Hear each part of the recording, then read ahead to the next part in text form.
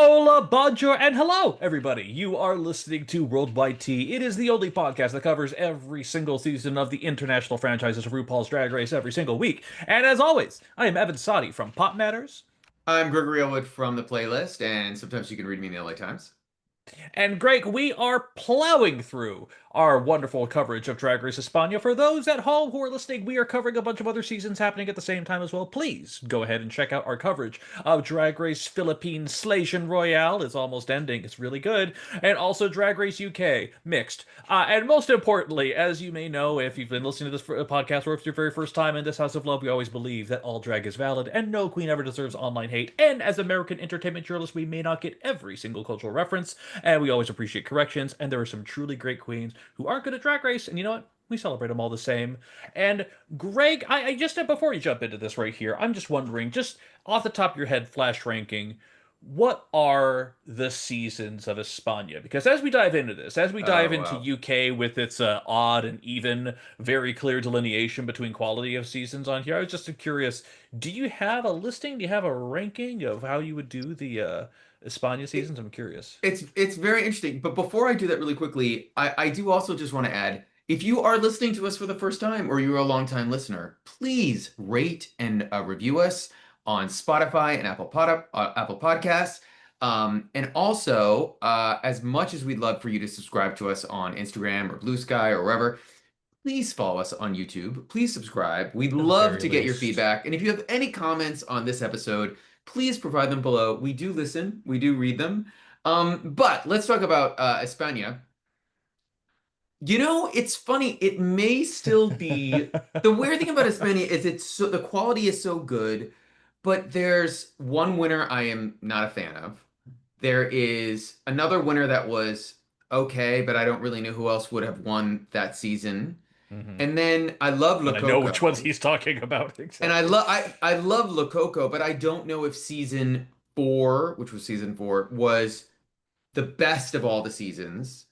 I feel like it's very consistent, except for the weirdness that happened in All Stars, which if you took away the vitriol and hate towards Sagittaria that the winner of that season like sort of sparked and spearheaded was actually a great season if that could have all Truly been great edited season. out. If it could have been Sherry pied it out, which would not have worked because literally there's multiple episodes where like the whole narrative is just about it. That would maybe like want to be would be almost as good as Drag Race France All Stars or Slay Royale. Hmm.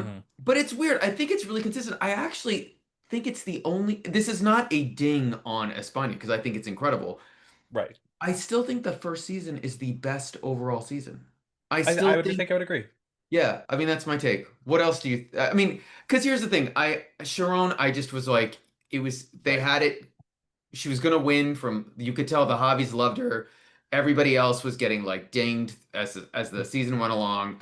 But there was like, that had a great talent show that had like Right. great challenges and lip syncs and runways. And then I wasn't, I love I always say it wrong, Petita. Petita, Petita.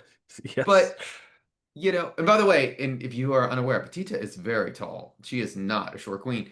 Um, but she was sort of like really negative. Like fans did not love that she won because she gave very like shady She was confessionals. also the subject of a bullying whole Yes. situation there. A lot of people ganged up on her just because they felt she was moneyed or hadn't done the hard work or anything like that too. So, I'm a little bit more sympathetic to her on that end, but if But for that go but that ahead. season was good because what was shocking about it is were there three or four? There were three queens from that season that ended up on All Stars.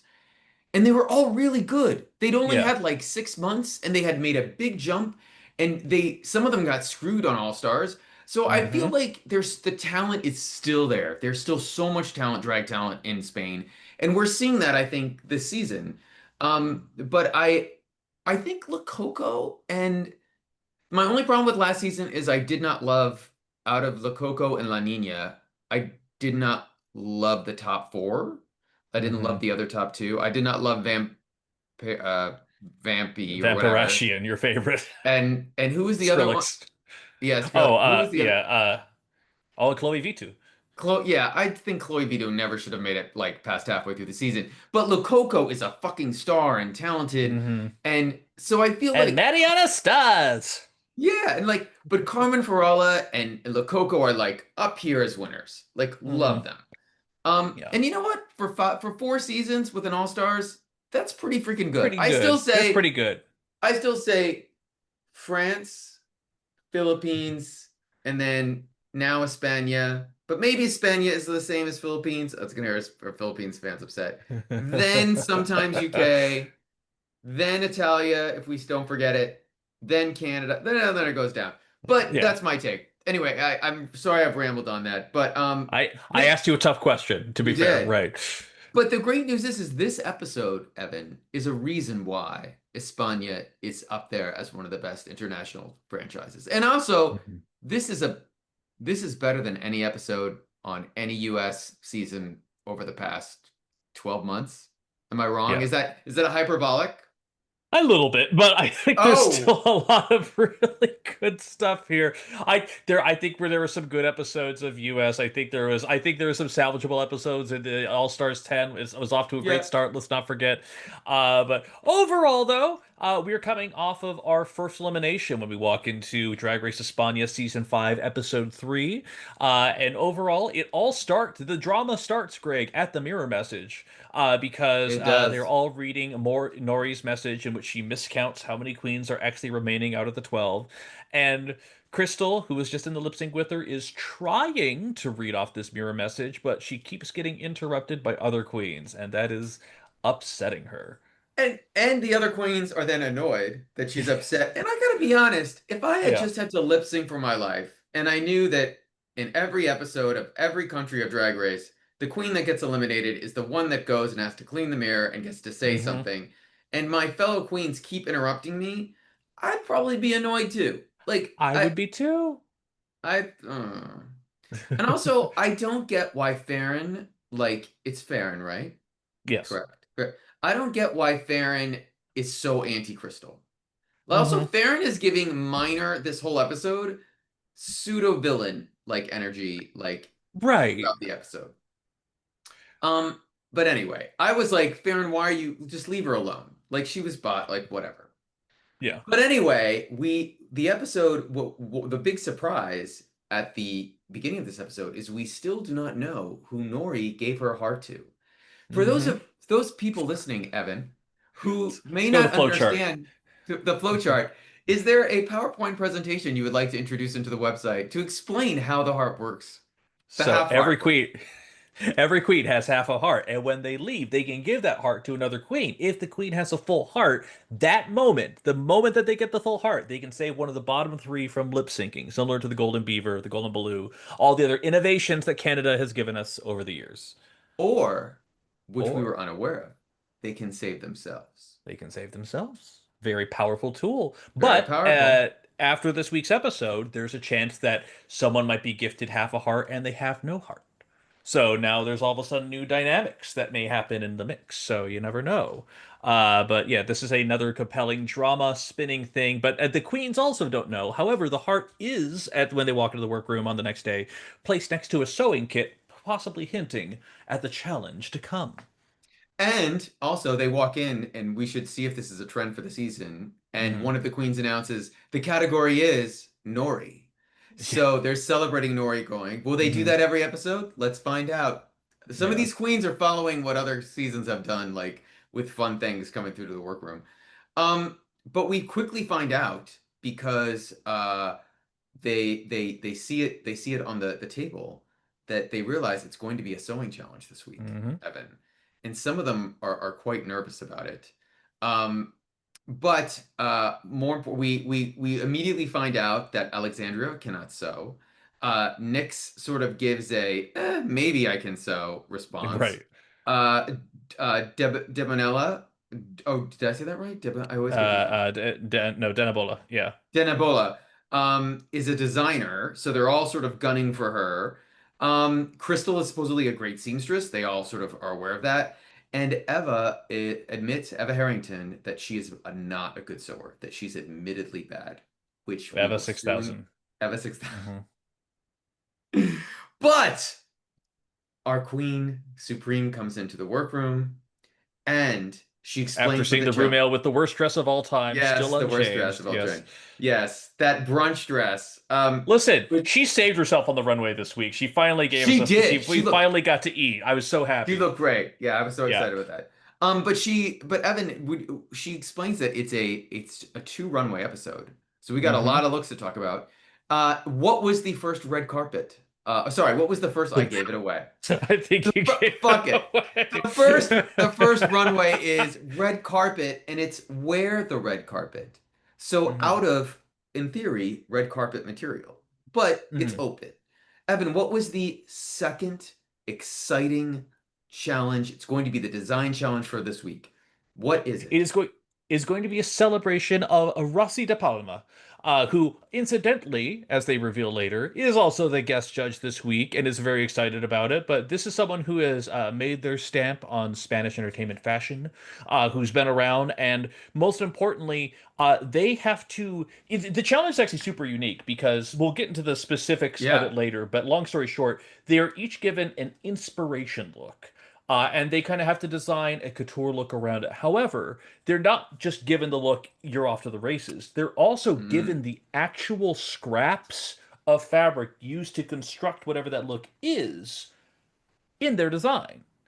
So, which I is think kind of for some of wild. them, they might have been. I think a lot of it is like similar fabrics that production found, but Fully it, possible. but Yeah. it was, but it is, yes. They're going for, they're not just going from, reams of fabric on a fabric wall. Like they Hmm. are getting stuff that should make it as close as possible. And Right. then also for anyone listening, Rossy has been a judge before. This is not her first time. This is her second time back. Hmm. But she is also, if you are unaware, she is a longtime muse of Spanish filmmaker who was a judge last year, the one and only Pedro Almodovar. Pedro Almodovar. Yeah. So she is an icon, and in fact, in about another 10 years, she'll be like an even bigger icon because as the years go past, that's basically what happens. Hmm. But she's amazing, and I'm excited she's here. Evan, do we want to go through the little game they play to decide who's going to get what? Do we care about I, this? Because it was sort of I fun. It was sort of fun. I don't care too much myself, but if you have notes according to it, by all means go through this whole thing. If they were given a pin cushion thing that they could pull out, everyone had a number. Then they could pick a mystery look from the colored matching tiles, and then one by one they could either pick a new look. One to two could pick a new look. Three could pick a new look, or they could steal a look from an existing queen that has already been revealed. I will go through it super, super fast. Luca gets Rosie in this big pink bow look Hmm. initially. Farron gets a flamingo type dress, which she's Hmm. very excited about. Daphne Mugler gets a short black dress. Luck, by the way, this is all luck. There's no like production rigor Right. here. And it is perfect for her because it's a ballerina dress, and Daphne is a ballet dancer. Alexandra gets sort of a short, like, black dress, black and white, modern flamingo-esque dress, and she's excited. Hmm. La Escandalo gets a colorful feathers look, as I described it. Hmm. Margarita then has the choice to pick something or steal a look, and she steals the big pink bow look from Luca, and that might not come back. That might come Might back come to bite back. her in the I don't end. know. Luca then has a chance to get a new look, and she actually sort of wins. She gets one of the Hmm. easier looks to sort of play with. It is a simple high cut leg black dress set, which was sort of great. Um, Satin Greco gets a pink dress with flowers and a pink train, which I was like, okay. Nyx gets a black and white stunner with a mermaid at the bottom. And I'm like, Fucking lucky. okay, Lucky. very Lucky. lucky.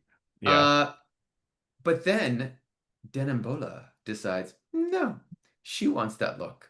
And she takes it from Nyx. Nyx is not happy. Will Denimbola be screwed over by fate because of this choice? Or was it the right decision? We're gonna find out, Evan. We're gonna find Um, out. and then Nyx has to pick again, and she gets a blue gown with a very ruffled V-shaped top, which is still pretty and something she can play with. Right. Um, Eva gets a very showgirl robe slash dress in red and green, and it looks more like a robe than a dress. So I was Hmm. sort of curious what she was going to do, and she did exactly what I thought she would eventually do with it.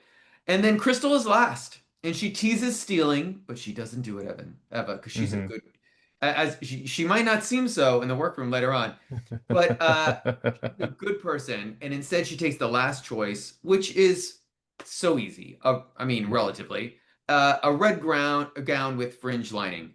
And then before they go and start to work on their creations, Rosa de Palma records a video for them, which I am not convinced until they saw the episode air.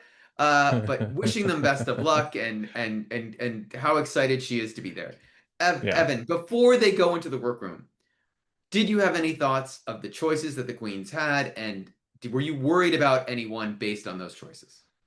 I not specifically. I will say that the black and white looks were the ones that actually stood out the most. Very Mhm. specifically, Daphne with her black swan look, and also Denebola when she got the black and white look as well. Because I do think there's a bit of simplicity, and also, as we know, time and time again, this is a television show, and unfortunately, whatever you bring to the show will always show up a little bit different on the under the lighting of a stage that is then filtered through a camera lens. So I knew the girls that had the black and white at least had it the easiest in the bag. Ultimately, though, and I think that, as we find out later in the walk through, geez, that it doesn't matter about sewing ability. It matters about design. It matters about aesthetic. It matters about taste level. And some queens absolutely got it, and some do not. But we get into that process very shortly of design and construction and all the other things. And as you said, the queens are each given a box that is basically a Mhm. starting point with them with fabric and a ton of stuff. And I'm telling you, queens from other international seasons were screaming at like the opportunity, Oh like yeah. makes it so much easier, which I'm not mad at. Like I feel like they should do this more often. It kind of reminds me a little bit of, and again, I will pound this drum multiple times over. Drag Race Canada is always pushing the button forward. I very specifically think about there was the time when they had Hmm. the one where everyone gave out boxes and then they all ended up being the exact same fabric and they all had to design their own looks from scratch. But then also the time when all the queens had to design a look for Brooklyn specifically to wear on the runway. Like this was just the thing of like, here's a specific reference point and also here's all the fabric you need to try and bring your own thing out of it. It was just cool. Like it's just one of those very small little tweaks to the formula that we normally see, and I very much enjoyed it. It really felt like everyone was on equal footing, doubly so after after the walkthrough. But we'll get to that in a second. Let's talk about this walkthrough because I've sort of mentioned this before, but I am now going to campaign for this. Evan, if Anna Locking is not a permanent judge on the rumored Slasian wink wink Royale that is supposed to shoot next year, wink wink, um, I'm we're going to riot. Like we're Yeah, going to have a King's Day riot in right. Los Angeles. It might be you, me, and two other people, two other friends of ours, but we are going to riot because she is so good. She is such a good judge. She would be great on Project Runway in the US. She's Yeah. so good in what she says. Listen, because for those who didn't watch the latest iteration of Project Runway, Christian Siriano, let me just do an imitation of what his runway work group pattern was. I don't like it. I think it's bad. I think you need to change it. The judges aren't gonna like it. Like that was like the efficacy Yeah. of what he did. At the end, he got a little bit better. But Anna, every single person, every single time, it's just like, you know what you should do here? Actually, maybe a little do a twist of the fabric, because then you can get a little bit more structure and texture out of it. Ooh, I really like that color design. What if we went a little bit more wild with the structure? Every queen that she went to, every single queen, constructive, thoughtful, genuinely interested and caring critiques. It was so heartwarming to see. Like genuinely, I was bowled over. I mean, anyone who would listen to this podcast and listens to our coverage of season 4 last year knows we already love Anna Locking, and all she's doing is just reiterating time and time again why she's the absolute fucking best, hands down. Absolutely. And Evan, while she was going through the workroom, there's a lot of things that were revealed. Hmm. I have some quick ones. I want your Hmm. takes on these. Yes. The first is we find out this is sort of out of order, but it works.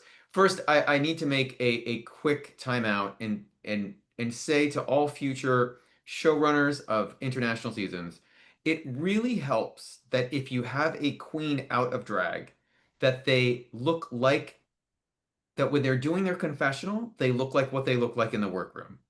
Because Escandalo La with Scandalo. glasses, La Escandalo with glasses in the confessional does not look like La Escandalo without glasses in the workroom. And I'm Hmm. continually, and I have a master's degree. Like, who is that person? And then I have to remind myself, oh, it's La Escandalo.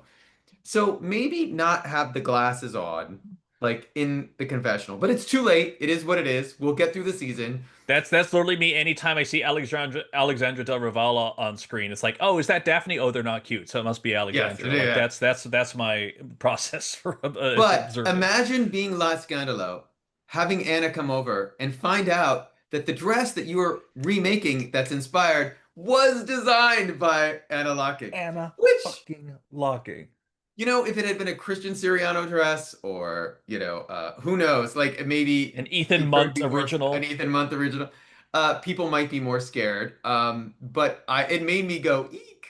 Uh, but did you have any response to that sort of interaction with Oh, just Escandalo? how delighted she was, and how much she pushed La Scandalo to go even farther with it. I Yes. thought was great. But also, the fact that she was there, she'd explained the specific inspiration for it, which I thought was helpful. And do I think she took the advice? No, but that's okay. By the We way, went with it. we have a trend alert, Evan. Trend I don't alert. think a lot of queens took the advice that they got in this. I know. A And lot of them some, said they were very grateful for it, but how much of them yeah, implemented it? and some of them got away with it, and some of them Hmm. didn't. No, they did Um, not. Speaking of people who don't take advice, Farron talks a ton of shit in confessionals. Jesus Christ. But basically, after talking shit, is still going to use Denimbola to get through the challenge. Like, and Hmm. use her help while she's making fun of other. No. She's going for they getting that NB villain at it. That's She's happening right now. It And is by the way, she's old enough to know that maybe they might do that with what she's saying. Like, but she's getting screen time. I'll give her that. mhm. The other thing that totally made me laugh is Supreme. I don't remember Supreme ever doing this before. Makes fun of Alexandra de Reval's His drawing. drawing, Yeah. like in a way I've never seen before. But the drawing was bad.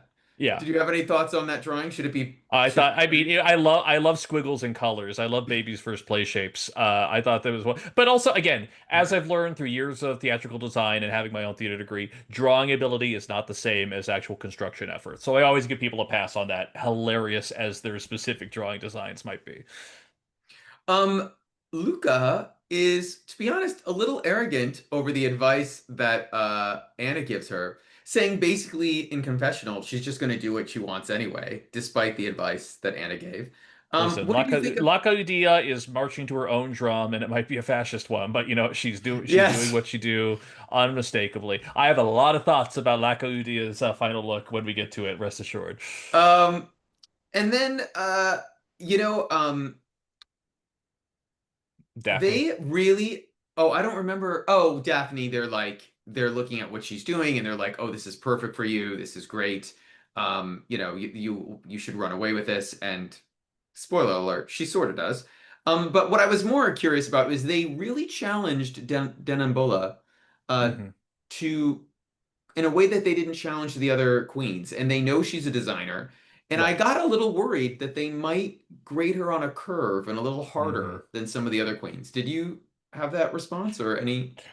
I got a little bit of that, but then again, that's kind of like that's also traditional for US seasons too. If any queen claims they went to fashion school or anything else like that, there's always going to be a preordained expectation of what they have. They're not all going to crash out and just be like Kenya Michaels. They're not going to be like, well, I into sculpture work, and it's like, or Serena Chacha. Like I have my art degree. I'll be great. It's like no, I do feel like they were pushing that a little bit, but I mean, I also think they knew she could take it a little bit. She's already given us such exceptional looks already, Yeah. so I think she was on a bit of a path. But no, with Daphne specifically, I was talking about when they were asking about her sewing inspiration. And Oh, then she mentioned that her sewing inspiration was her mom, who had taught oh. her everything that she knows. But her mom recently got a brain tumor and has not been able to sew for the past 2 years.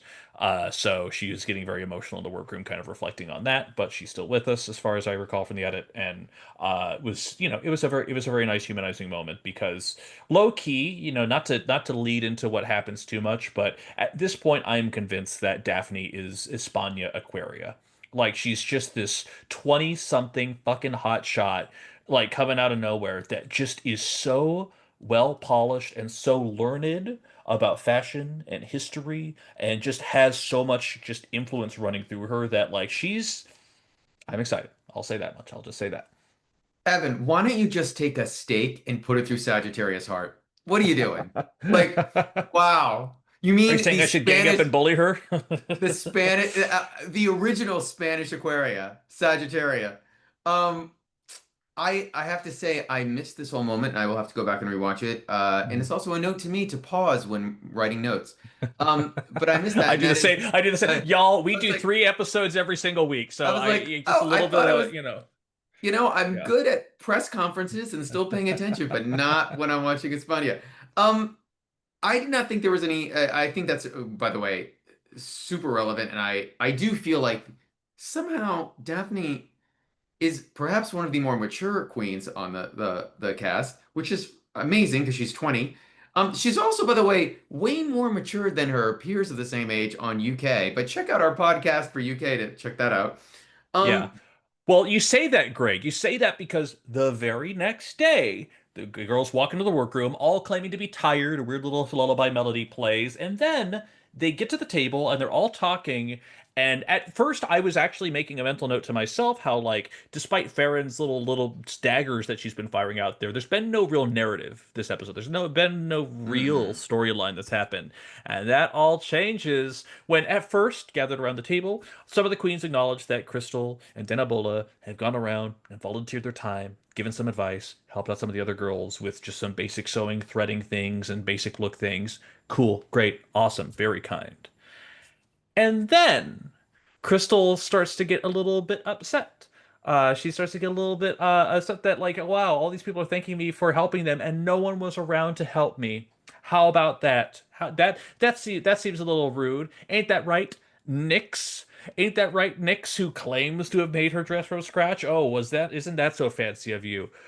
Holy crap, Greg. I like we saw a little hint of that fire in the whole mirror thing at the start of this episode, but my a god, that was It was a a lot. lot.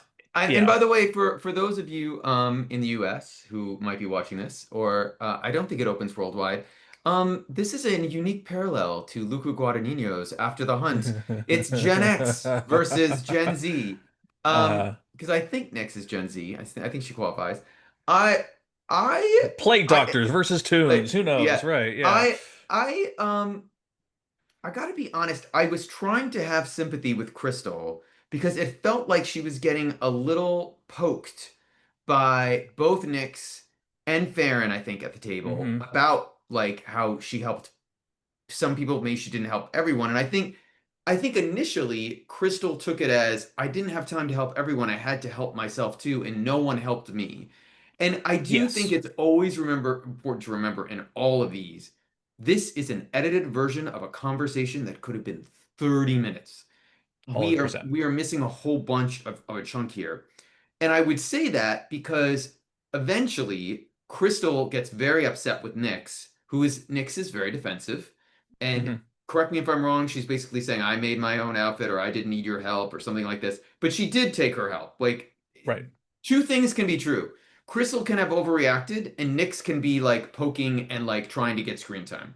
But Nyx then gets super emotional about it and starts crying over, not in the corner, but she's at her makeup chair. Yeah, she's at the And makeup counter, yeah.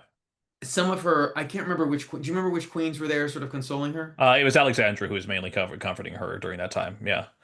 And the only thing I remember from the rest of it was that I think in confessional, Crystal makes the point that some of the other queens were not that they weren't on Nyx's side, but they were sort of like, girl, like what's going, like this is not a thing. Like we love Crystal.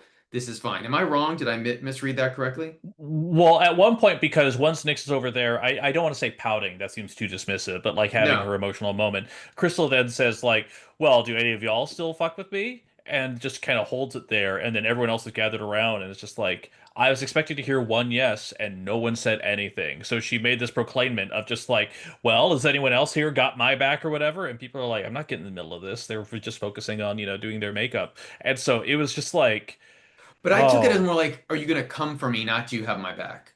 Did I misread that? No, I thought she was really trying to see if there was support that was rallying around her and people were not necessarily going to be like, "Oh yeah, Team Crystal." That's the I sense that I misread got it. from it. Yeah. I took it as So, like the other queens saw that what this was. Some of them saw this was for what it was and was just like, I'm not, as you said, not getting involved. This is not my battle or whatever. I don't think Crystal is disliked. I feel like if they try to set that narrative up, it's going to fail because I think she has, as we learn later on, like as three you see through the episode, she does have fans among her fellow queens. mhm. Um, do you think that's a fair assumption or no? I I think so, but like again, it's the thing where having age and having experience and having talent are, I think, sometimes diametrically opposed. As we've seen this with a Kit and Caboodle, as we've seen this with Yeah. whoever the first queen that was out on UK season 6, or Dita.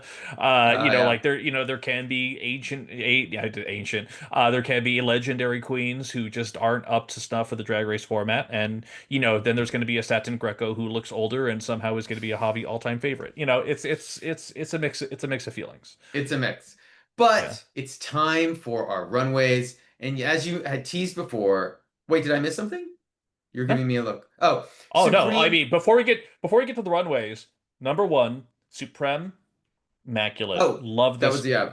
Yeah, love this outfit, love this hair, love this everything. I don't know how we then get from that to Anna wearing the worst hair I've ever seen her in her whole life with this fucking crimped little like doubt girl. Come I on. think she just didn't want to overstep. She wanted Rossy de Palma to like be the queen of the panel. She did not Yes. want to overstep her bounds. She was being That's fair. respectful. So she decided to wear the Miley Cyrus Black Mirror wig in that color. The only other thing I did think it was the best thing Supreme has worn this year. I hated the little black coming up into the wig. Like she's been doing a Mhm. little too much of that this season. That was my only Yeah. tiny criticism. But it is time for red carpet realness. Evan, do you want to go with it? Because if I have notes if you want, or you can go. Well, here's my question. Do we want to go category by category, or do we want to go queen by queen? I want to go category by category. I think it makes All right. make more sense. Uh, Let's do it. Okay. Category number one. This is red carpet realness, I guess. And number yep. one, we start out with Ferran, who knocks it out of the fucking park.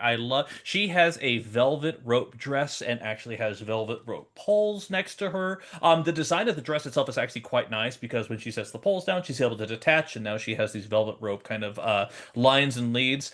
I thought it was great. I thought it was one of the better looks of the episode. I thought it was, I agree with you. I thought it was super smart. I didn't love the tights. She made a choice with the tight color, I think. They should have matched the gloves or it's bad nude illusion. So that Yes. was my one. I would have had the tights match her gloves. Hmm. But the one thing I did notice is her makeup was a bit toned down this week, and I liked Hmm. that. I thought it was Yeah. super smart. Who was up next? That is Nyx. And this is one of those things where I then have to kind of sit back. I'm like, did you get the category? Did you was the brief unclear? Because for her red carpet look, she comes in as kind of a British tartan underskirt with a British royal soldier look with overall hair coming up. It just is like, yes, the red matches red carpet, but like, is this the Oh, vibe? Again, if I looked at a photo of this, would I be able to guess red carpet realness? Absolutely fucking not. well, first of all, she lets everyone know that she's representing the Royal Guard of Denmark because she lived in Copenhagen, which screams drag closet.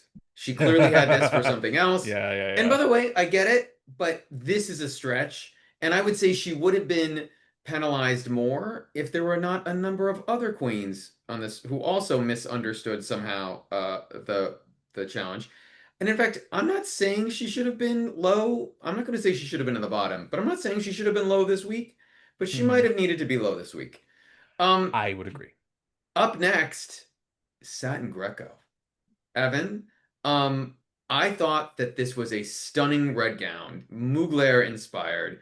The best she's looked so far, I thought, in 3 episodes.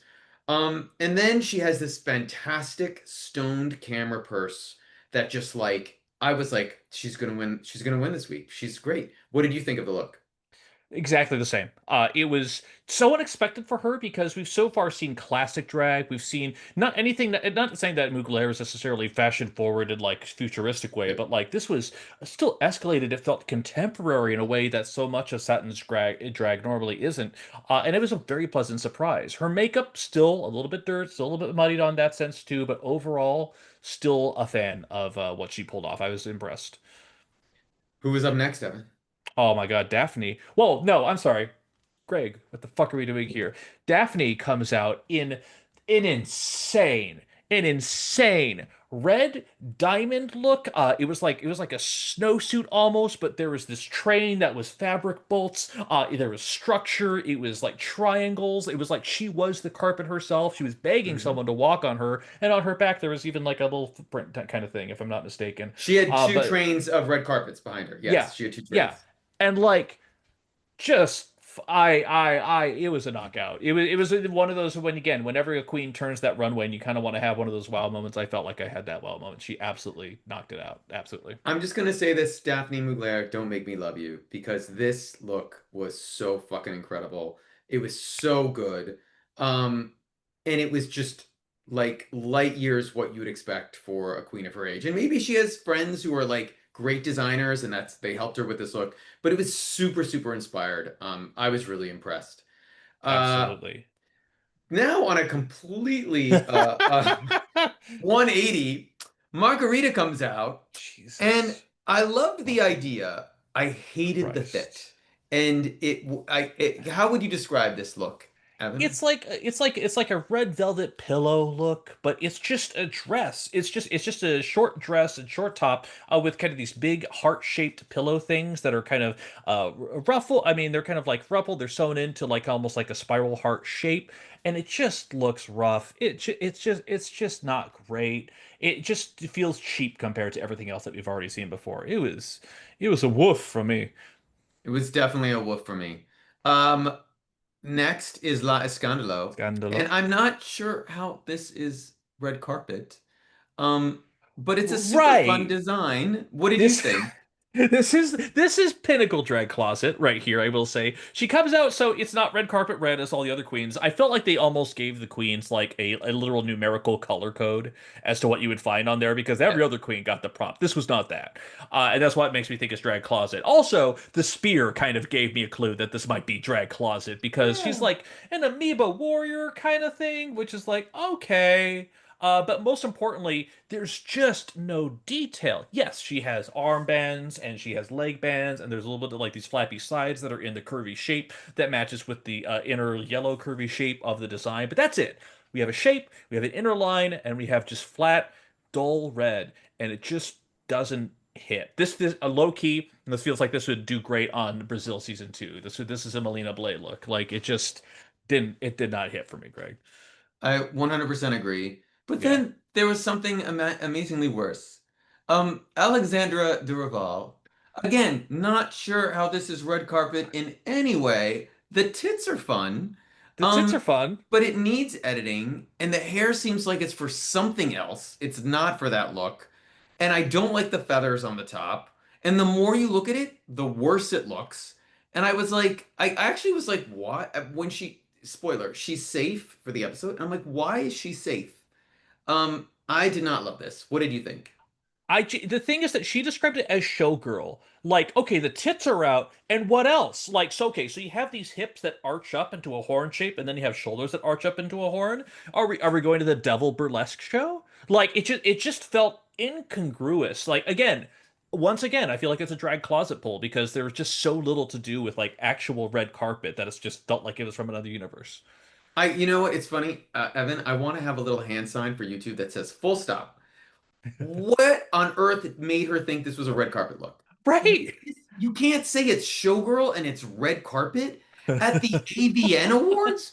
Where is the like at the what are we talking about? Even a Vegas red carpet, no one would show up in this. Even Julia Fox would turn this down. She'd say like, "No, that's below me." Like, I mean, it just was so. I for some reason thought she was some sort of fashion girly, and I was apparently horribly misinformed because this ain't it. This ain't it. Um, in a better spotlight, in a better perspective, Luca comes out and it's a great dress. And the only thing that I thought is that I thought she was sort of screwed coming out after Farron because it's almost the same idea. She has a rope, she's got a pole from it, and she's using it as a walking stick, and it's tied to her gown. Hmm. But the judges seem to like it even more, even though I think it's personally less interesting. And in fact, Rossi says that she could see Victor and Ralph or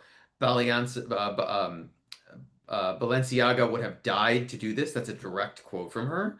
And I was like, that's a huge compliment, but I did not think it was that good. What did you think? This is always one of those weeks where the judges just suddenly go absolutely gaga for a thing that I just Yep, have no clue about. Like again, this was good. Make no mistake. Farron did it better. Full stop. I'm sorry, you cannot find a way to make me think otherwise. It was fine. It was above average for the rest that we've seen. It did not scream top three to me personally. totally agree. Evan, on for those of you listening who have watched Drag Race UK, and hopefully you will listen to our podcast about Drag Race UK this week. There's a moment where Graham Norton criticizes one of the queens for doing a look that we've seen a number of times before on the runway, or maybe it was Hmm. Michelle, but I thought it was Graham who did it. Hmm. And Eva Harrington basically recreates a dress that Alyssa Edwards did on All Stars 2 and then Hmm. Jimbo did on All Stars 8, Eight. which was way better than this. And and so it's basically this dress, and she has cameras flashing around her, like with Hmm. wires. It looks like a second-rate version of those dresses. And then the worst part about it is the dress itself is Right. just basic. Yeah. Um, I did like one of the judges said, I think it was Supreme, said Kamala Harris, which was funny. Yeah. And also sad because they filmed this after the election. But Evan, what did you think of our Lord and Savior, Eva Harrington? I listen, it wasn't great, but also it was the thing where, again, given some of the other things we've seen on the runway, it was unfortunately right in the middle. It was slightly above average, and any other season would be low. It would win in Down Under, but the cameras were placed well. Like the hair was fine. It just, again, unfortunately, as you know, you can't always know filming schedules, but All Stars 8 was out by now. You had to have seen this. Oh, It was okay. It was okay. you know what I'll give her? At least it was red carpet. At least it Yeah, was the theme. she got the color Yeah, tone down perfectly, which not every other queen could do. it was on theme. Who was up next? I believe it's your favorite queen, Evan. Of all time, no one else. Denabola, and let me tell you about Denabola right now. This look on its surface, it wasn't necessarily an out the gate wow look, but it was one where, baby, you just sit down in the details and you luxuriate. Mhm. Denabola comes out and effectively a comb bra look with red carpet stylings all around. But again, any dress, anytime you're dealing with fabric, it is how you place it. It is how it moves across you. It is how it is rumpled and swayed and just curls, and she did such a good job. It's the thing where you really could get lost in it because it was so structured and just so vibrant. I was genuinely impressed. I thought it was super impressive. It's very Gautier, which I know sounds like a cliche. It's sort of like Hmm. saying very Mugler for someone who wears something on Drag Race, but all the queens reference them. I thought, first of all, it was an exciting silhouette. Like I thought it was just how the silhouette was framed and designed was just so like whoa. Um, but she can barely walk in it, and that was my Hmm. only tiny criticism, is that Yeah. she could have designed it in a way that made it a little easier to walk in. But she's like, if they're going around the racetrack, she's in the lead, Yeah. so far. But last but not least is our very grumpy Crystal. And that, by the way, that's Crystal with a K. And I have to say, I liked this dress way more than the judges. Yes, it was rose-inspired ruffles, but I loved it because it wasn't monochrome. It was the only dress that came out on the red carpet that was still red, that was still theme, and wasn't monochrome. She used black to give it flair and to give it some volume. My only criticism was her wig was a bit dated and just should have been simpler. It sort of distracted. What did you think? Right. I described couldn't think of any other way to describe it outside of the pussy plunge. Like just like the way that the folds just kind of went down and swooped, and then she had all this bedazzled work all the way coming down. It was so sweet. It was so fun. It was something that like I hadn't seen this level of look from her, quite frankly, Hmm. out of the previous weeks, and so I was genuinely impressed. Makes some of what happens a little bit later still wild, but yeah, overall I give her positive marks for this, despite whatever happened in the workroom. Same. Mhm. But now it's time for Rossy Carpet Realness. And by the way, on a real red carpet for this one, they Yeah, they they which threw they one couldn't out. do for the actual red carpet one because I think it would wash. Yes, it would So yeah, wash. yeah. Um, I'm just gonna start first with this one. Evan, Please, Farron comes out, Baron. and it's a little cowboy, but it is in all caps super different than the original look. Um, I don't it has chaps, it has some sort of bodysuit misshaped thing going on in her torso. I do have to say the one thing it appeared to do, and then in the workroom it didn't look like that. It appeared as though she had her pants tied to the bottom of her shoes, which looked cool on Hmm. screen and also bizarrely on trend for what just happened in Paris Fashion Week. So it popped to me.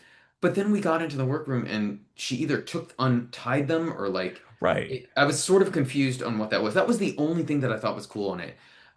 But I will say this. I like that she tried to do something different. I don't think that was the mandate to go so different from what the original look was. What did you think? Greg, I'm holding up the microphone real close to my mouth so that you can hear me when I say this. I kind of liked it. I really did. I did. I thought it was pretty. I like. It's the thing where it's like, is this the winning week, the look of the week? No, but like, it was distinct, and also like, I Mhm. like the chap element to it. Yes, it veered severely from the original inspiration, but like, it popped. I don't think this was a bottom look to me. It was. You could maybe give it demerits for not being on theme to what the inspiration look was, but I Yeah. thought it wasn't bad. What not amazing, but not bad personally. I just thought it was too off the theme, and I didn't think it completely worked, but that was just me.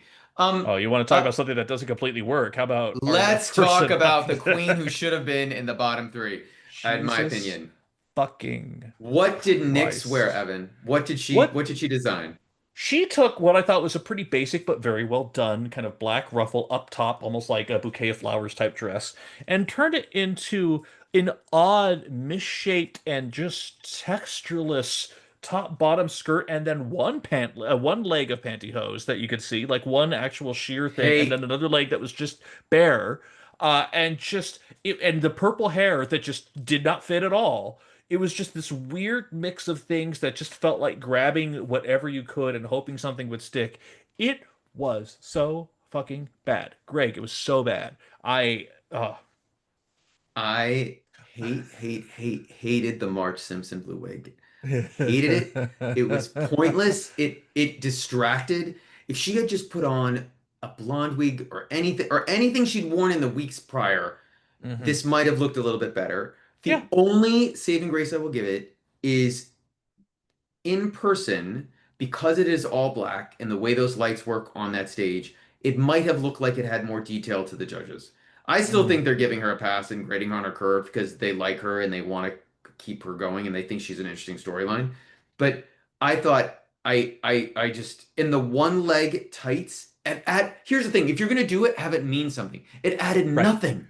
It was Nothing. pointless. Just wear no tights. The look would have looked better. Or wear Right. and oh.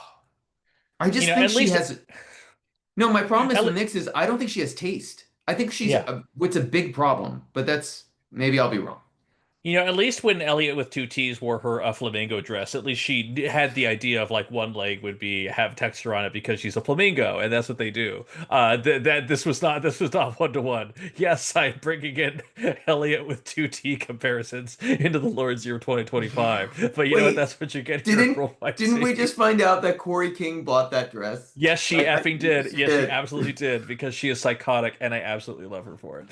Uh, so, Oof. uh, with that said, we move on to Satin Greco, and she has, I think, her inspiration look was this floral dress that I thought was one of the more interesting ones that we have, but it's also one of the harder ones to deviate from because you have this Yes. nice dress with all these different floral elements coming through, and just like flowers placed on top of it, and she does effectively a recreation of it, like a toned down, pared down recreation of it, kind of sorta, with yellow leggings, which was a choice, certainly.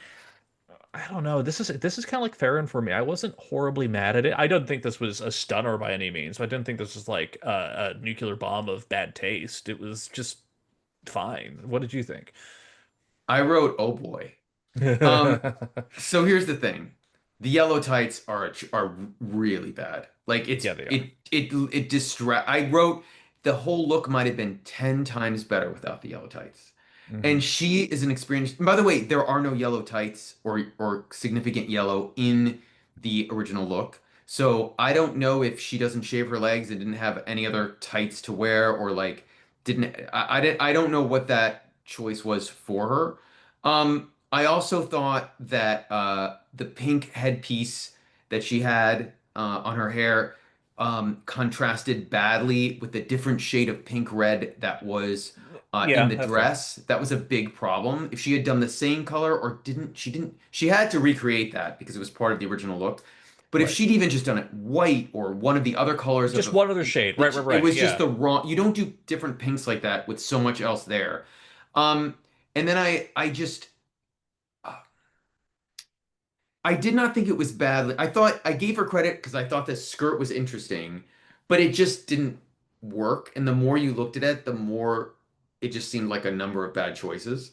Hmm. So I felt bad, but I also thought she was going to be safe because that first look was so good. We're about to find Right. out eventually. That might have been the case. But we have more There are no queens. exactly. There are no yellow tights in Bossing Say. And Evan, so please we tell me. move on. No, no, Oh, I go was just ahead. gonna say, Evan, please tell me what did the Spanish Aquaria bring onto the runway next? Daphne, baby.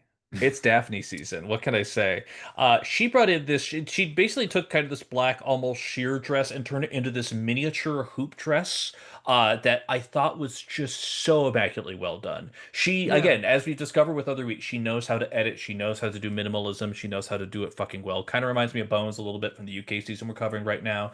Just all these little details in place. Everything was just so nice and stylized. It just had a punch. It had an impact. It didn't need to show off her fashion knowledge over there because she just was such an astute, simple, and effective look. I thought it was fantastic for a little black dress kind of moment. What did you think? I have to be honest, I did Mm. not love it as much as you or as the judges, and there was a Mm. couple reasons. First, I love the mug and the hair. Her mug Hmm. is incredible. It also helps she has 20-year-old skin. Hmm. But she looked incredible in that respect. Um, I did not like the visible hoop at the bottom. The original look does not have that at all, and I thought that that Hmm. was a bit of a ding. I also, and it looked cheapish there, just personally to me. Also, you can really see the more she moves around it, you can really see that it's just a corset that she's like throwing all this on. Um, so she did not have a lot, in my opinion, that she actually did here, but she pulled it off and she sold it and I give her credit for that. And she looked great in general, but and it was close enough to the original. I just did not love it as much as everyone else, but that's just my tiny opinion. Understood. Hey, sometimes we diverge, as Nikki Dalwin once said. So that And that is okay. in fact, speaking of divergence, I actually disagree with the next look coming up. Please, Evan, please tell me about this. Yeah, with Margarita Califata. Yeah. So she does a pink wrap look that is effectively trying to be a almost like a deconstructed pink bow. But it's a way it's wrapped around her, it's loosing in and out. It's almost like a tie, if you would think about that, like a Hmm. Windsor knot kind of situation, but somewhat asymmetrical. And the judges, it is very similar to the first look that she had. Maybe annoyingly similar, but then she also adds a couple other elements too. There's mixes of fabrics. There's a little kind of cardboard star that's at the top. Lots of things going on. I definitely clocked it as not great when I saw it, but Greg seemingly has other thoughts on it. I can't wait to hear them.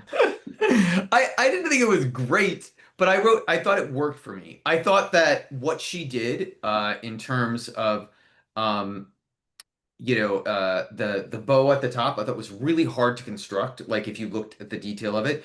And when the judges critiqued it, Anna did say like she loved the top, she didn't love the bottom. I thought the top worked enough. I would have gotten rid of the stars. That wasn't part of the original thing. She sort of like Right. overdid a little bit. But I I would did agree. not think that this should put her in the bottom. But I guess this, with the other look that they were disappointed with, sort of got her this. I would have thought she was safe because she's still making stuff that's harder than anyone Right. else, but that does not matter on Drag Race. So Yes. it was what it was. I didn't hate it. Um, and I did hate the next one though. I listen. I thought it was nice of Selena Estides to come out and give us a wonderful cat. Oh, I'm sorry, I'm getting that wrong. La Scandalo You comes mean, out. first of all, you mean old Selena Estides, because Selena Estides don't look like this anymore. No, she do not. No, she do not. Absolutely. But man, she comes in this garbage fucking dress. It is black. It is has certainly has waistline, certainly. And hey, remember all those colorful, asymmetrical, fantastic plumes that were bundled together in Anna's original look? Imagine them scattered out, placed randomly, seemingly, with no real sense or structure. That's the look we have. It sucked to me, Craig. What did you I think? I do not understand why she was not in the bottom or low. I am I agree. Her gagged. and Nick's both, honestly. Like Both. it I is do it is not understand. astounding. Yeah, There, this look, first of all, this looks nothing like the original. at all. Plain and simple. Hated the wig. Hated it. This whole look was a boot. You can see the seam cut on the dress where it's not hemmed at all. You can see the roughness in it Hmm. easily. Not like Hmm. zooming in. Like she's just walking and I'm like, "Oh, Right. there's the." I could not believe that they gave her a pass on this. It blew my mind. Yeah, yeah, I fully agree. Now, one thing I am genuinely curious about, though, is this look from Alexandra Delvaval, because she comes out effectively with a very close interpretation of what the original look was. It is a red, black polka dot look that is close to the original. But my question for you, Greg, is that after so much of the narrative of the episode is I'm going to spend time making this cap, making this Laka Udila cap, and then I'm going to walk out on the runway and I'm going to hold it and not actually wear it, but just hold it above my head and then discard it. It seems like a lot of mixed messaging in terms of time spent. What were your thoughts? I forgot about the hat. But since that is clearly part of what they were trying to say, they probably needed an editing to sort of have her say, "I decided not to do the hat," and maybe that was in the audio and we both missed it. I will say, considering she said she could not sew, uh, and was basically hot gluing this dress together, I thought it was great. I thought it worked, and I thought it was inspired enough, but different enough, and it just popped to me, and it was why she was safe. That was my opinion. Mhm. Yeah, I mean, overall, like the look still had structure and design to it, and I thought was well, I would have been proud if I made it. Was it a winning look? No, but I'm still, would have been happy enough, certainly. Absolutely. So Laka was up next, and she is starting to prove why the judges are going to like her and why she might last a long time in the season. This is now the second or third time she has done a political statement in a dress or outfit she has worn. So she is referencing the fascist regime again, in with this look. She talks about it, and the Hmm. judges eventually talk about it, especially in the design of it. Even Rossy de Palma sort of like she knew exactly what she was doing. You and I might not get that reference. I did not get it until they talked about it. Hmm. But I still thought the look was stylish. I didn't think she needed the gun until they then explained the reference. But she's basically recreating the look of a fascist officer, like in the Hmm. context of the dress, which looks similar to the dress that she was assigned. Um, Yes. And I have to say, I love how she used the furs. She made the furs look better than in the original look by having them sort of be like on her at the end of her arms. And I was impressed. What did you think? You hated it. I thought it was pretty basic. It's the thing where when you think about what is the actual structure, what has been designed in this dress, it is a sleeved dress, and then there are effectively these bandolier, these kind of bullet bandolier styled items that go across her two sides, and then that's also in the hat, and that's it. Like it's nothing crazy. It's nothing wild. I think they really picked up on the messaging more than me, a dumb American entertainment journalist, will get. I just, in terms of fashion, it didn't strike me as effortful even more than any of the other contestants this week. And the judges loving it. Again, per messaging is great, but if we're talking about a design challenge, I didn't feel this was, it was competently designed, but it was basic. And that's the sense that I got out of it. Wow, you really hate Miss Bushwick 2014. You're really coming for her. I have strong feelings about fascism, and I think I am going to make my stand to be clear in this world. You know what else I have strong feelings about, Greg? I also have strong feelings Boy. about Ava Harrington, our queen, our idol, our person who also is here. Now, this is interesting though because her look when I was watching this with my husband just a bit ago, and he was like, "You know what?" Genuinely, especially after that okay-ish first look we had, my husband genuinely liked what she pulled out because she mixed materials together. She has almost like this beige style top dress and skirt, and then in the rips and in the folds of the sleeves are all these red showgirl feathers, and then there were these strips of green shiny fabric that were going Yeah. across both the bra and the line. There was effort that was put in there. In terms of efficacy, I certainly have thoughts about it though, but overall, Greg, I've described it. What were your thoughts on it? So I was sort of mixed on it. I didn't hate Hmm. it, but I was super mixed. I thought it looked way more old-fashioned than what Rossy wore, and I thought that was not Hmm. great. But it did sort of work, but it also looked cheap next to the original, which Hmm. would have been a negative to me. I did think she did a really good job with the fabric print balance on the slit. She did a really good job of taking that fabric and making it pop and make your eye go there, but not to seem like it's a distraction. I thought that she did not need the fringe on the bra because it's nowhere else on the dress. That green Hmm. fringe is nowhere else in the dress, and I thought that was distracting personally for me. But it sort of worked, and I was like, okay, I still think she could have been in the bottom if they wanted to, but maybe this Hmm. is safe this week. I think it absolutely is safe this week. We still have thoughts about the bottom. Rest assured, we will get to those shortly.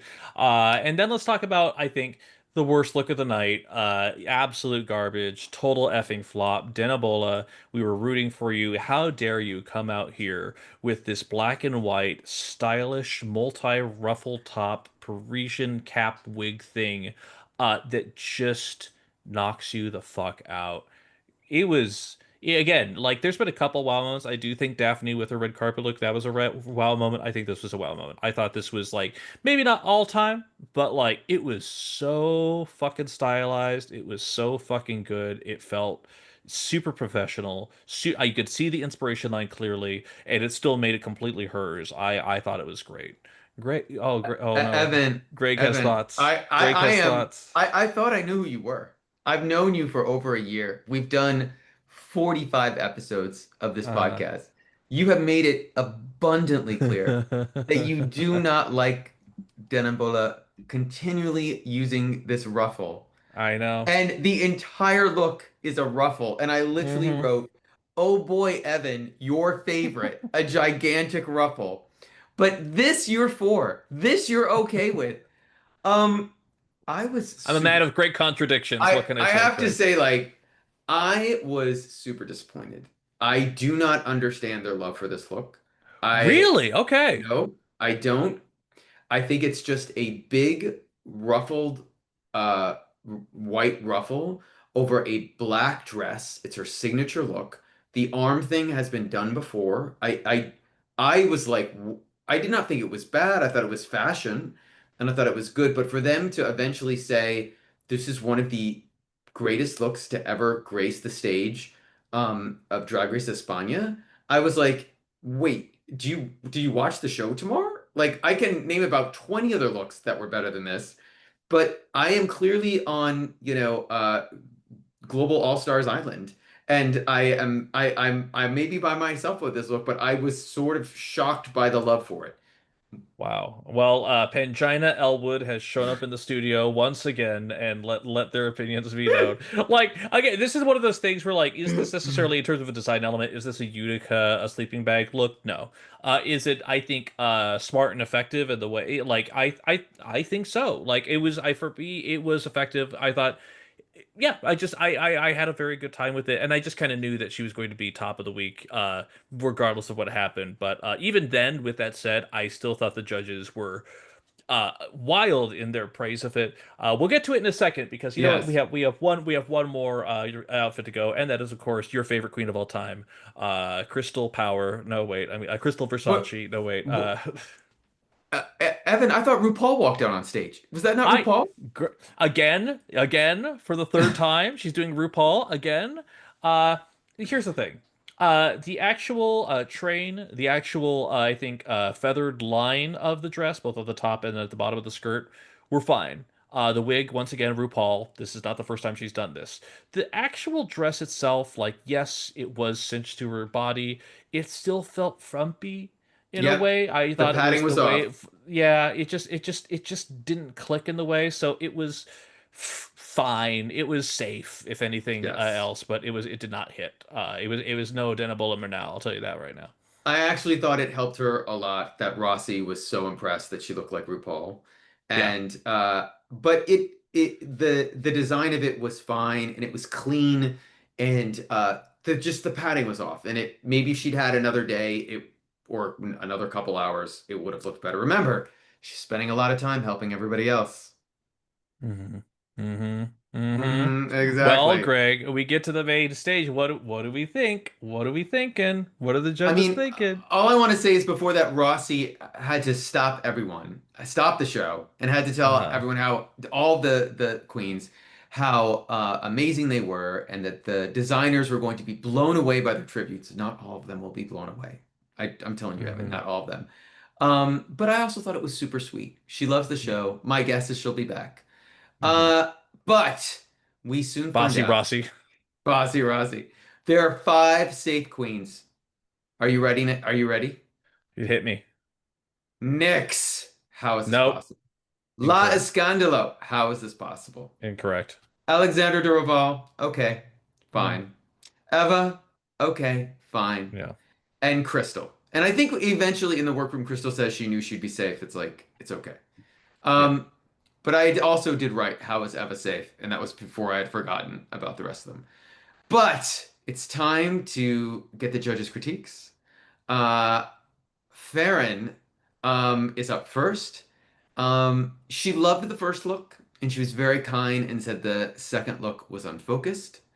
Do you want me to go through these quickly, or do you want to have any comments on the judges' critiques? I think the only I have a well for Farron I don't think so. Farron it was yeah I again this is one of those ones where I was still confused as to why because I did think her first look was so strong so I just was wondering where the balance was in the critique as we discovered in Yes. 2025 long COVID is happening and judges critiques for what the challenges are all over the place but yeah Farron again she may have been a bitch on the confessionals I didn't think she was the lowest of the week by any means. Not at all.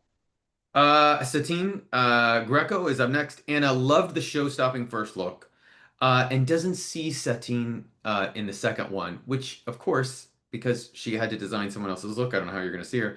But I will say, out of all the critiques, Rossy is trying to be nice to Satin. Mm-hmm. But Satin, I think, already realizes she's in deep trouble because of her look. Yep. Daphne, Anna loves both looks.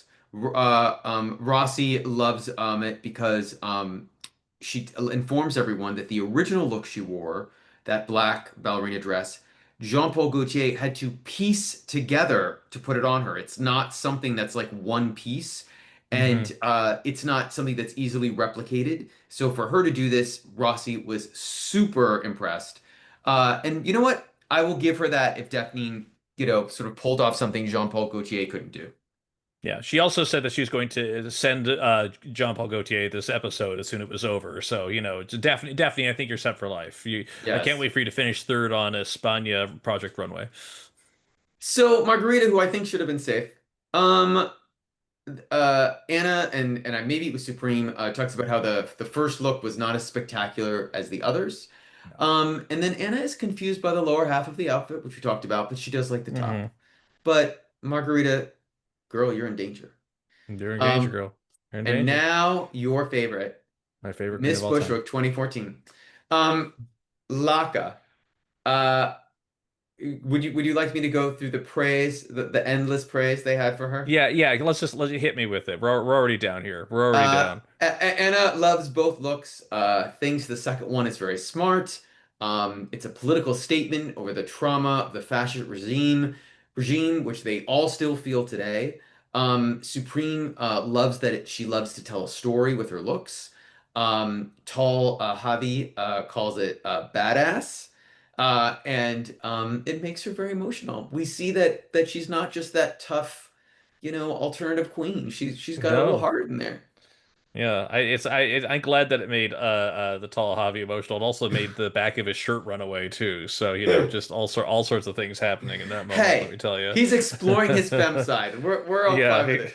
outside of Um, his marriage, yes. outside of his marriage. Anyways, Uh, allegedly. Now, hey, why don't you let our listeners know what did they think of your girl, Denim Bola?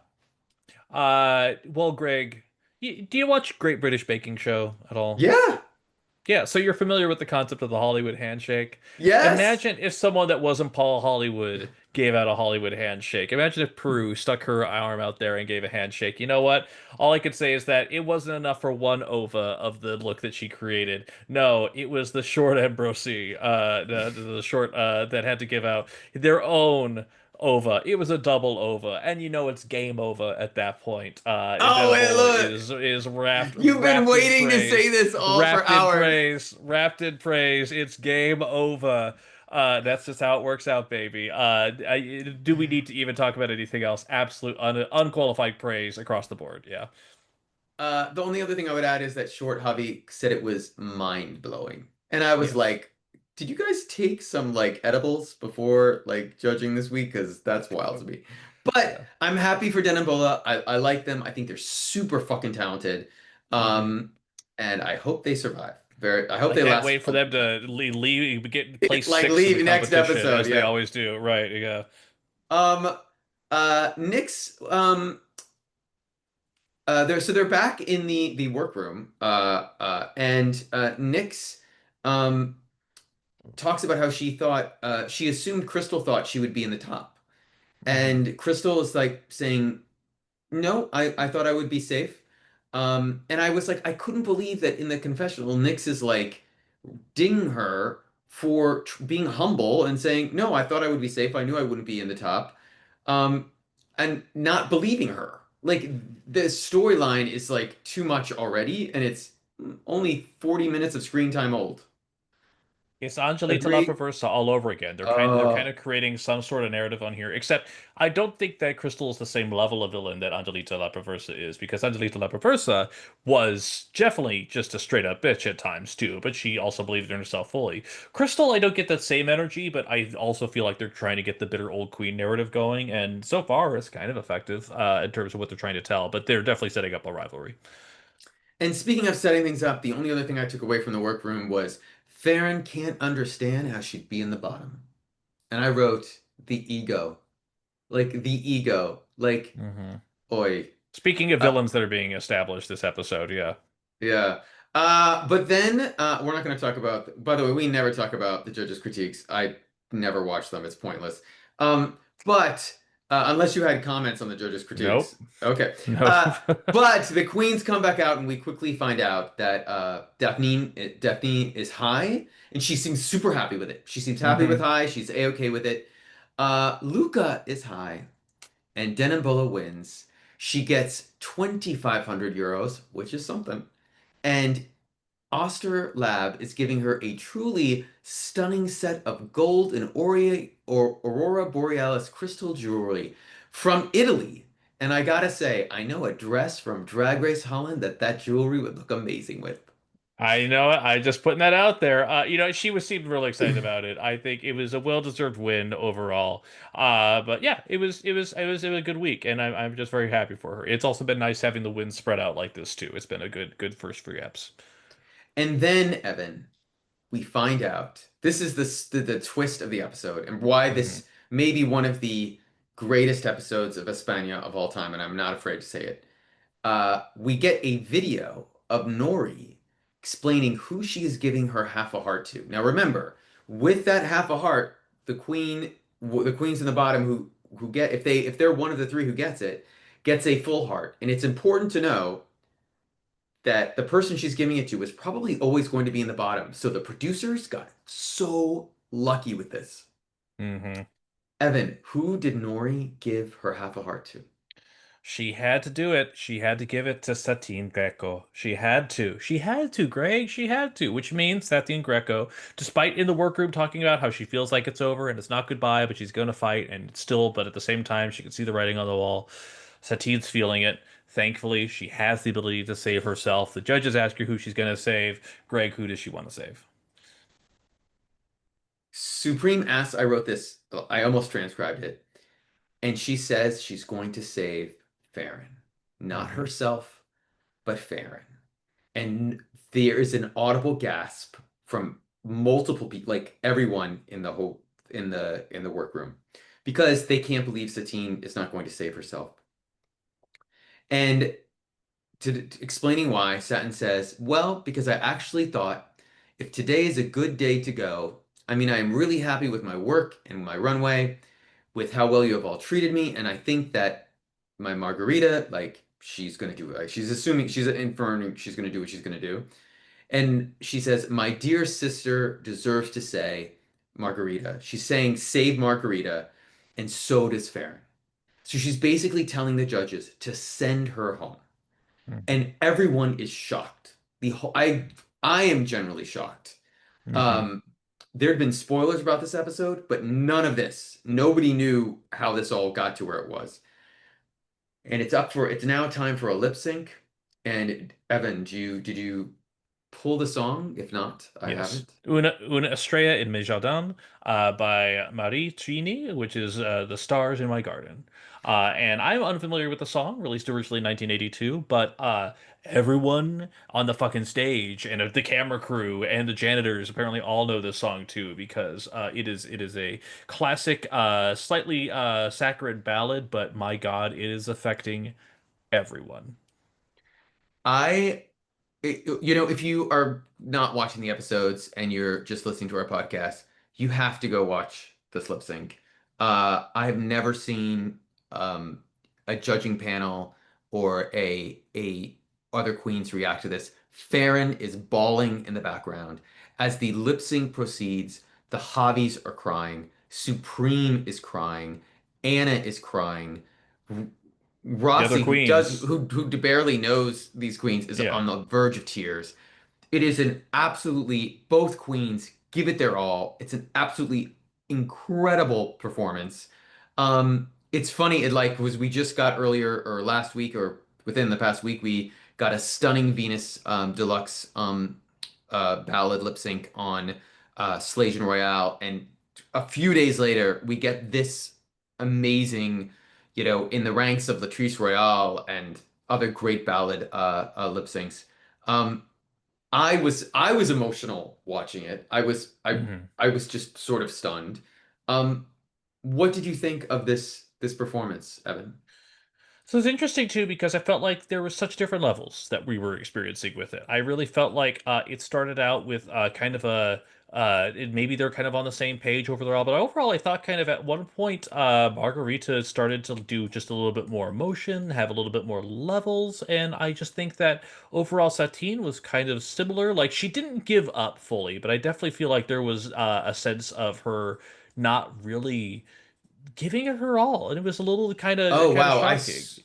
I disagree. I actually Okay. thought by the second half, if you rewatch it, she took charge at the end of that lip sync. I thought it Hmm. was she 100% came back and stole it from Margarita. That's what I thought both of them gave it their all, but by the end, Satine had like pulled it out. Interesting. So yeah, and I just felt like I again maybe because she was in the give up kind of mode or something. I wasn't sure how to fully interpret it, but I just felt like overall it kind of was Margarita's to lose. But either way, it was still like this is almost as close to the full song as possible. We're not doing the 90-second or 60-second iteration of it. And yeah, a lot of people, a lot of feelings over there. Any other moments that stood out for you in this one? I just think it was, I personally think it was incredible. It feels like I was more impressed than you were, but maybe it was overhyped by the time you saw it. I, it blew me away. I will Mhm. remember this all year long. If we do a podcast at the end of the year of the top 10 moments of any Drag Race franchise this year, this will be in it for me. This whole scenario, I was just blew me away. That's awesome. Well, I mean, it also blew the judges away too because now they have an impossible choice. Doubly so after Yes. last week when they had a lip sync that they found very disappointing too. So, Greg, the lip sync is over. There's a lot of tears. They tabulate their votes. What happens? First of all, Margarita is saved. And she's very grateful. She goes and hugs. She feels terrible. She hugs Satine, and Satine's like, "It's Satine, who says, okay. "Don't cry." She Don't says, cry." "Don't cry," and then they still kiss on the lips and are just crying the whole time anyway. And Margarita, and then I can't remember exactly what Supreme said, but how did she let Satine know that she's winning the season? I'm sorry, that she's So surviving. she said that it's like you've told us that you wanted to go, but we're not ready. Satin Greco, Lashante, you also stay too. That was the sense that I got in terms of the phrasing. So yeah, it was So a surprise. it was a surprise, and Satine stays. And I'm saying this now, no matter what happens the rest of the season. This is one of those moments where you watch and it's not the producers. The second she gave up her chance to save herself and saved another queen, she didn't do it on purpose. It was not calculated. Right. But Satine has won the season. There, I am convinced no matter what she would have to like literally like have the most epic fail for week after week after week. You will not convince me Satine Greco is not winning Drag Race Espana. I think that what I hold to be true, it's going to be like Kyron and Lavoie once again. I do think it's going to be her and Daphne in the top two. I think that's what my current feeling is right now. I could be wrong about that, but I just feel like it's going to be an old school versus new school battle. But then again, who's the youngest queen that they've crowned so far? Was it? Spain? Yeah. I think the youngest Was it was Sethless? no. Sethless was 32 by the time she won. Yeah. I think I I feel like Lococo and Petita might be the same age. I think they might Hmm. both be. I know Carmen was 30, so or 20. I think they might be the same age, or one is 1 year, but they were both like, no, maybe Lococo's 26. So maybe Lococo. Because long story short, I could see them doing a full, let's actually give it to the youthful contestant. Let's, give them their time to shine. I could see that happening here, but who knows at this point? It's still a wild season, but overall, even though I disagree with some of that top low placement in terms of what Yeah. was designed, I still thought it was overall a very good episode. But you know what? If you're listening, if you want to hear another podcast about more bad high-low placements, please listen to our separate episode on Drag Race UK Season 7, Episode 3, which you can find on all streaming platforms. Evan, Drag Race Espana, you have told me who you think is going to win. I have told you who I think is going to win. More importantly, are you enjoying the season overall so far? Listen, we also have to deal with Drag Race UK, and they're 1 for 3 so far. Right now, this is close to 3 for 3. This is it's doing pretty Yes. good overall, I would say. And if you have thoughts, or if you want to disagree or agree, feel free to also email us at worldwideteapod.bsky.social, or go ahead and drop us a line in the comments below of wherever you're listening to. We would love to see them. We'd love to read them, and we'd love to see you back when we do this next week for episode 4. In the meantime, everybody, thank you so much for listening. We'll talk to you soon. Goodbye.